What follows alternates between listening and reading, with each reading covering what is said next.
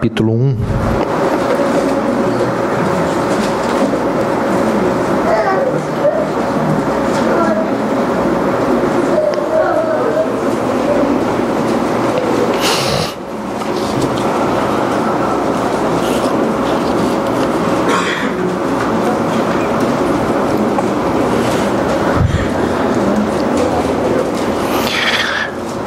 Quem gosta de boa música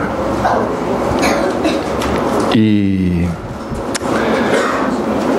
eu queria sugerir, acho que até uma incoerência, a pessoa que gosta de boa música e não conhece o Logos. Porque quem gosta de boa música certamente que há de conhecer o Logos. Então, se por acaso você não conhece, há uma música do Logos que diz assim: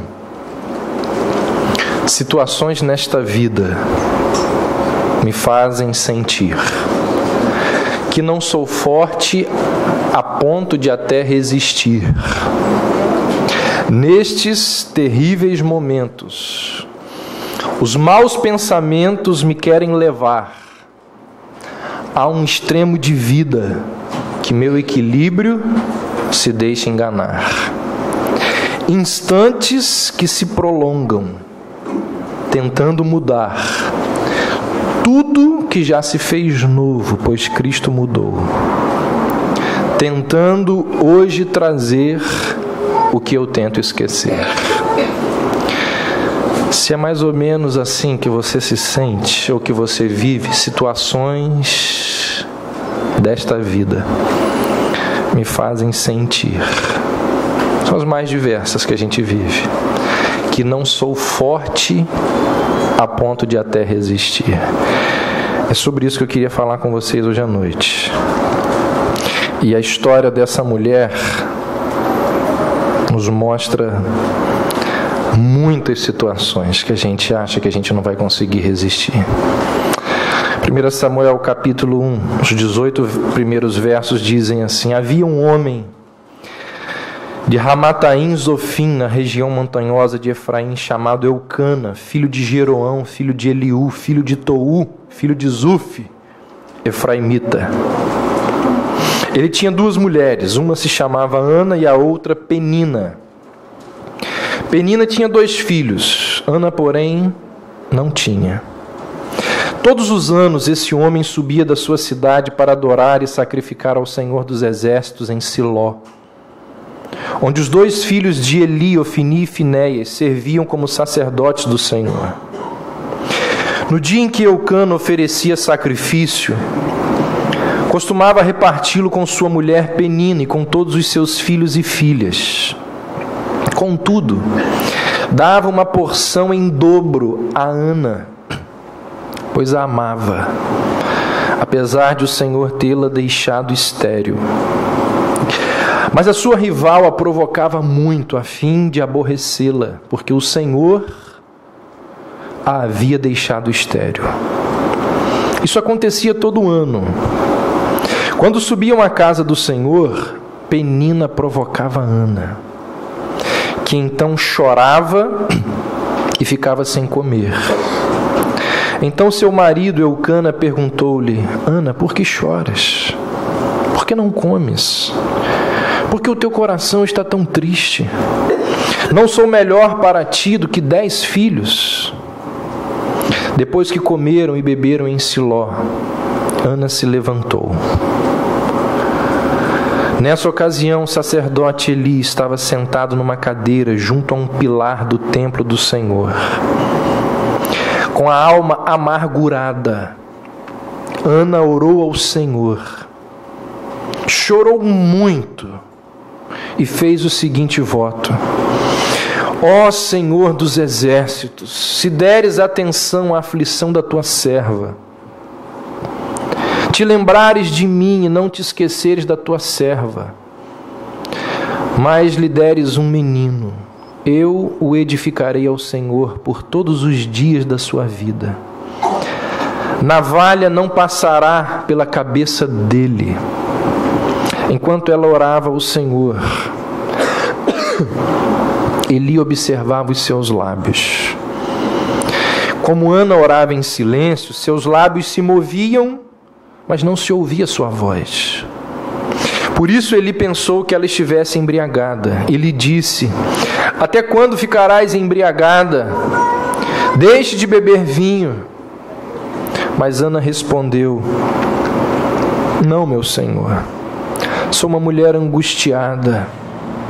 Não bebi vinho nem bebida forte, mas derramei a minha alma diante do Senhor. Não penses que tua serva é uma mulher sem valor, porque tenho falado até agora da minha grande ansiedade e aflição. Eis que lhe respondeu: vai-te em paz, e o Deus de Israel te conceda o pedido que lhe fizeste.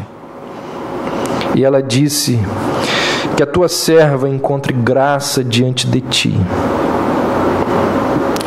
Então a mulher seguiu o seu caminho e comeu, e sua aparência deixou de ser triste. Vamos orar. Ó Deus, capacita-nos a ouvirmos a tua palavra e que ela seja bálsamo para as nossas feridas, em nome de Jesus. Amém. O relato que a Bíblia faz sobre essa mulher, de nome Ana, é bem curto e ocupa um lugar secundário aqui no livro de 1 Samuel. O livro de 1 Samuel, os holofotes do livro, a atenção do livro, eles estão voltados para o grandioso ministério do filho de Ana, o profeta Samuel.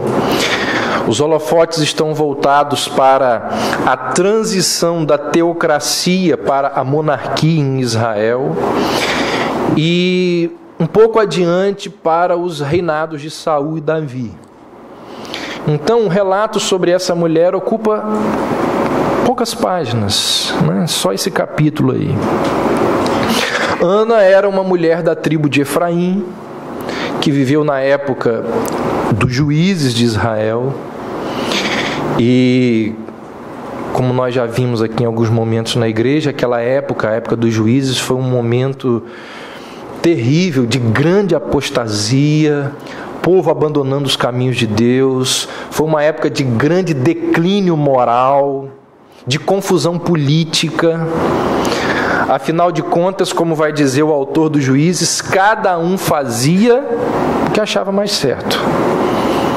Então, cada cabeça, uma sentença ali. Cada um era o seu guia. Cada um fazia o que bem entendia. Foi nesse momento que Ana viveu. Ana era uma mulher que tinha tudo que uma mulher israelita daquele tempo ali poderia desejar. Por exemplo, ela era casada com um homem de reconhecida posição social. Isso a gente pode perceber por causa do verso 1, que conta a genealogia de Eucana. A genealogia do marido dela é mencionada na apresentação dele. E a menção dos antepassados, ali no caso de Eucana até a 4ª geração, é uma indicação da sua posição na sociedade. Quando se mostrava lá a genealogia de alguém, é porque esse alguém era importante. Além disso, ela era casada com um homem não só de reconhecida posição social, mas de considerável riqueza, porque ele tinha dinheiro suficiente para sustentar 2 mulheres. Tinha muita grana, né? 2. Tem que ter muito dinheiro. Desde aquela época é assim. Além disso, ele era um homem bastante piedoso.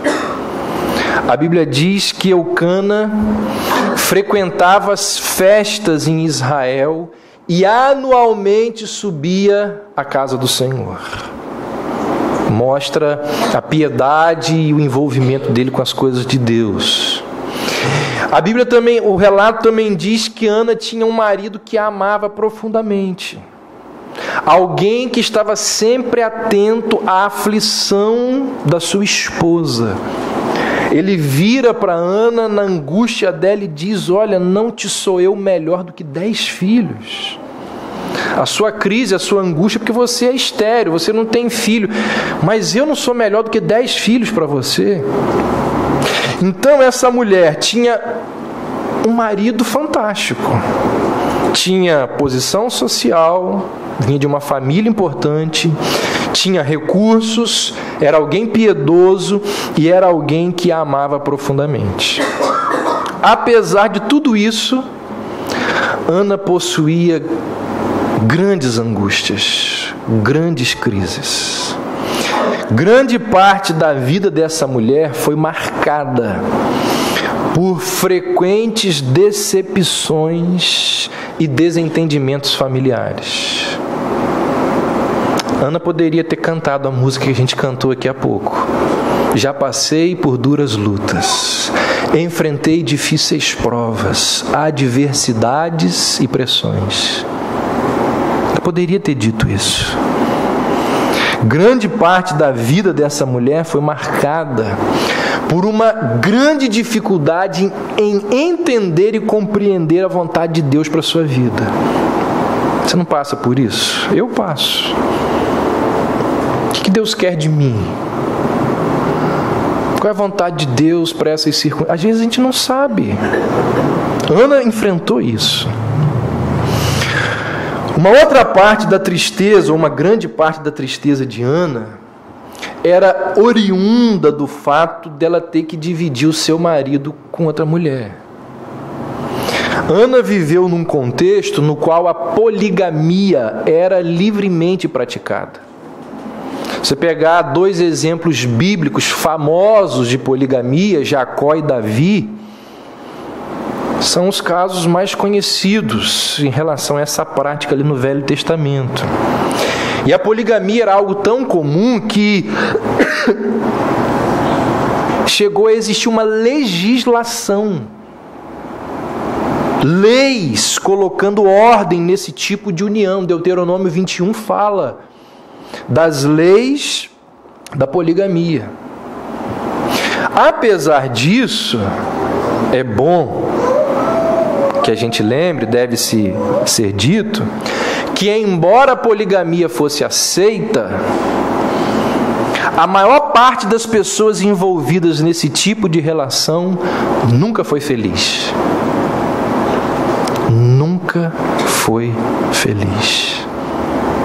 Em casamentos poligâmicos sempre existiu muita inveja, muito ódio, muito desejo de morte e outros pecados.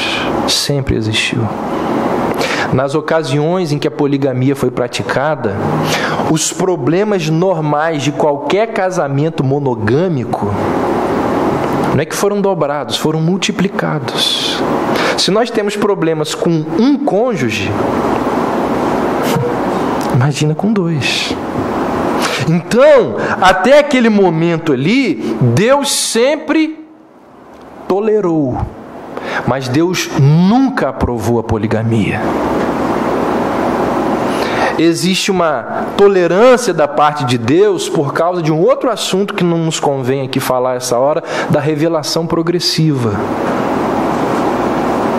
Poligamia, Deus tolerou, mas nunca aprovou. Gênesis 4 vai dizer que essa prática foi uma consequência direta da rebelião do homem contra Deus. Quem lê a Escritura percebe que o ideal de Deus para o seu povo é a monogamia, nunca a poligamia. Apesar da dor de ter que dividir o marido com outra mulher, a maior aflição de Ana não vinha daí. Vinha do fato dela não ter filhos. Naquela época, a esterilidade era o infortúnio de uma mulher. Aliás, gente, hoje em dia isso acontece. Hoje em dia isso acontece. Século 21. Algumas mulheres que não conseguem gerar filhos, elas têm crises enormes. Sofrem, choram.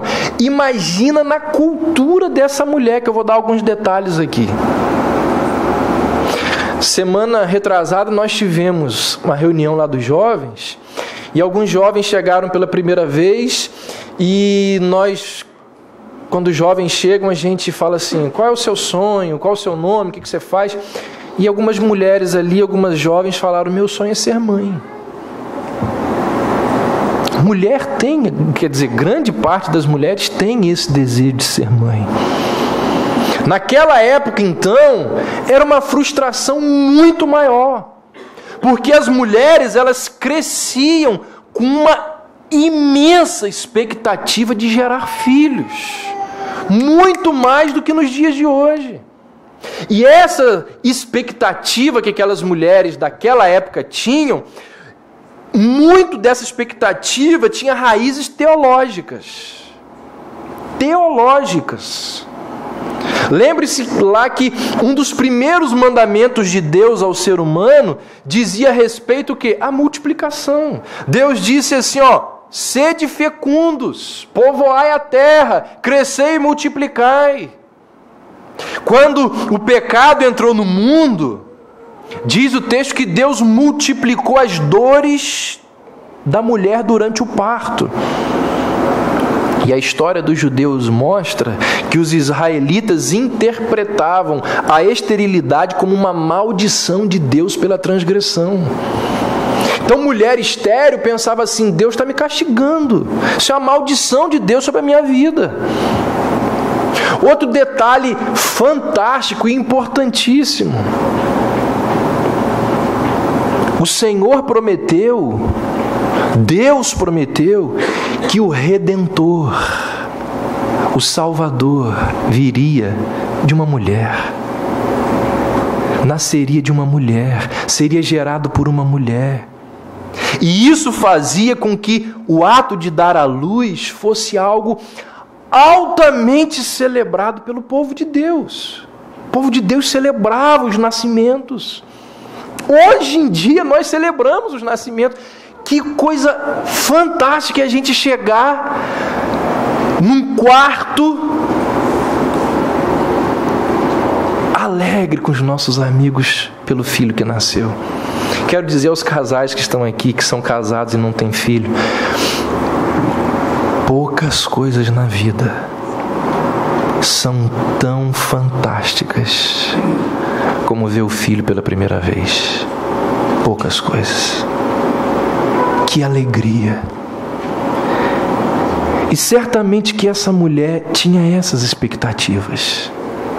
Então a angústia de uma mulher estéril naquela época é algo que a gente não consegue conceber, é algo que a gente não consegue imaginar. Talvez a gente possa observar a angústia de uma mulher estéril.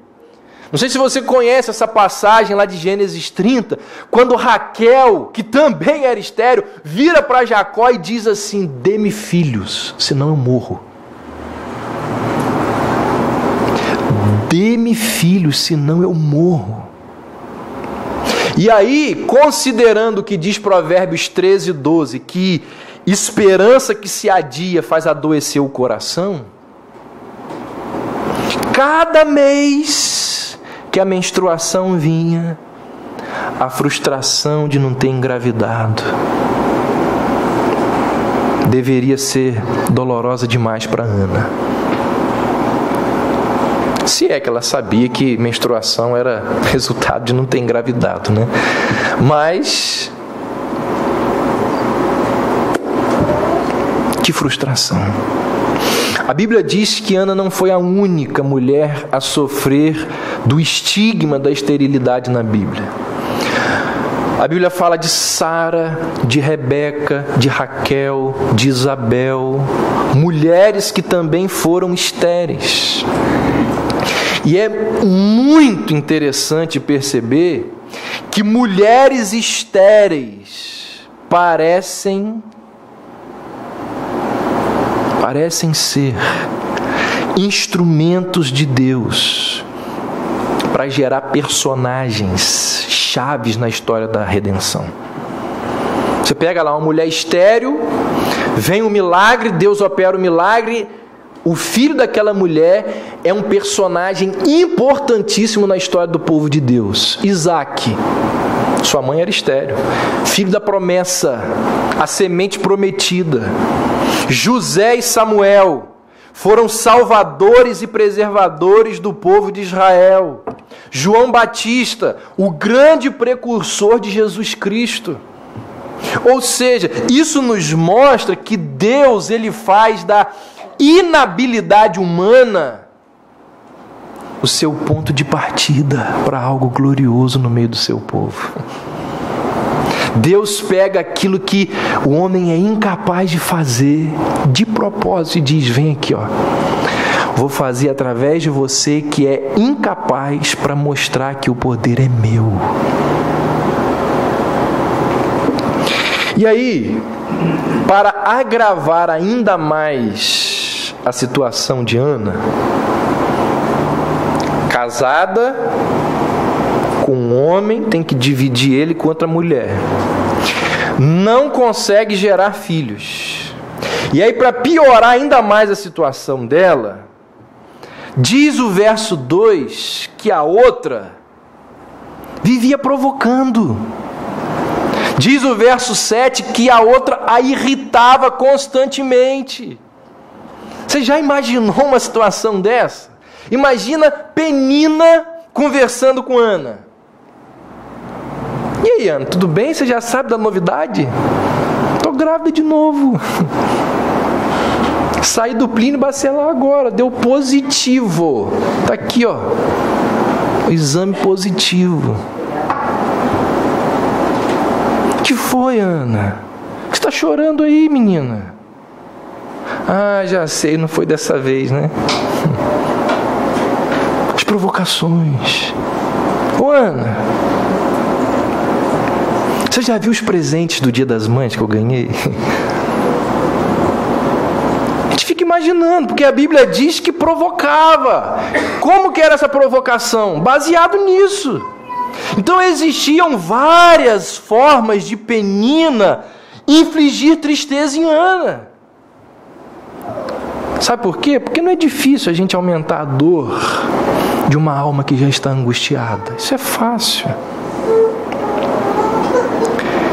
E, gente, muitas vezes, o único lugar de refúgio para os problemas que nós temos na vida é a nossa casa. O mundo está desabando lá fora e o único lugar que a gente encontra refúgio é no nosso cantinho, no nosso lar. É ali no nosso cantinho que a gente descansa, que a gente encontra forças para enfrentar os problemas da vida. E Ana não tinha nem isso, porque o seu lar era o próprio campo de batalha. Era ali que aconteciam as intrigas. Ana foi alguém que jamais pôde dizer assim: lar, doce lar. Jamais. Outro problema. Pensando que a vida dela era fácil. A Bíblia diz que a dor de Ana tinha uma dimensão espiritual. Não sei se você percebeu no texto, na hora que nós lemos, mas o escritor bíblico afirma que a esterilidade de Ana tinha origem divina. Olha o que diz o verso 6 aí. O Senhor lhe cerrou a madre. Consegue entender isso? Que a origem de grande parte dos infortúnios e dos problemas dela vinha de Deus. Aquilo que a gente está estudando e pregando domingo de manhã sobre Tiago. Tiago disse: tende por motivo de grande alegria o fato de passardes por várias tribulações. Embora a sua história seja singular, a natureza da aflição de Ana é compartilhada por muitas pessoas. Por exemplo, Abraão, ele aguardou muitos anos por um herdeiro.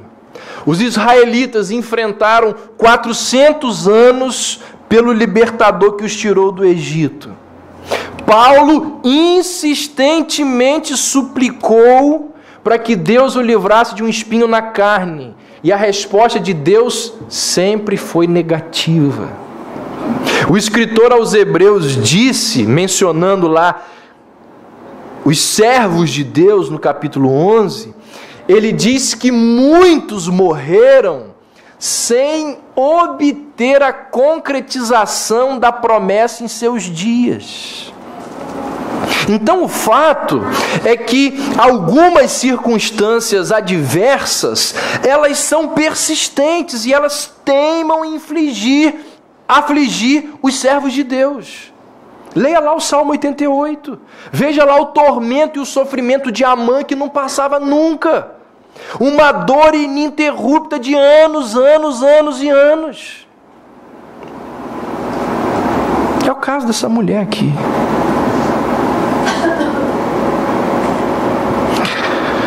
No entanto,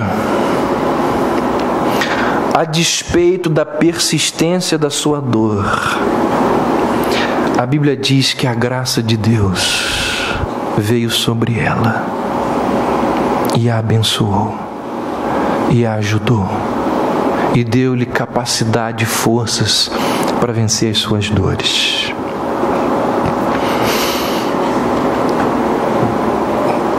Eu olho alguns de vocês aqui e eu sei de alguns, poucos, mas sei, de dores que os acompanham meses e anos. Sofrer é muito difícil, gente. Como que sofrer é complicado. Todas essas situações descritas aqui, elas não só humilhavam Ana, mas ao que parece também impediam Ana de se alegrar em Deus. Diz aí o verso 7 que quando Ana e Eucana subiam à casa do Senhor, Ana chorava e não comia. Viu? Tem gente que quando passa por tribulação não quer nem comer, não quer almoçar, perde o apetite. É o caso dela aqui. Isso também nos lembra, ou isso aqui nos remete àquilo que Lewis uma vez disse, que o cristão ele não consegue enxergar Deus com lágrimas nos olhos, ele tem dificuldade de se relacionar com Deus. Gente, muitas vezes, nós chegamos aqui nesse local, nesse ambiente de culto. Quantas vezes nós chegamos aqui com uma dor intensa nos nossos corações? Pode ser que nesse momento você chegou aqui hoje com um problema gigantesco, com uma dor imensa no seu coração. São muitas as angústias que nos roubam a alegria de adorar a Deus. Não são poucas as dores que nos atrapalham de cultuar ao nosso Deus de forma feliz. Quantas vezes a gente chega aqui e a nossa vontade é de ficar dentro da parede, se pudesse abrir um buraquinho ali e ficar ali quietinho, chorando. Quantas vezes a gente chega num local de culto com vontade de chorar? E mais o que além de chorar? Chorar. E mais nada. E chorar. Deixa eu dizer uma coisa para você. Não existe lugar no mundo. Não existe lugar no mundo melhor para você chorar do que na casa de Deus. Casa de Deus é lugar de choro. Choro por arrependimento. Choro por causa dos problemas da vida. Choro de alegria. Quando nós estamos reunidos num local como esse, nós devemos ter a liberdade. A liberdade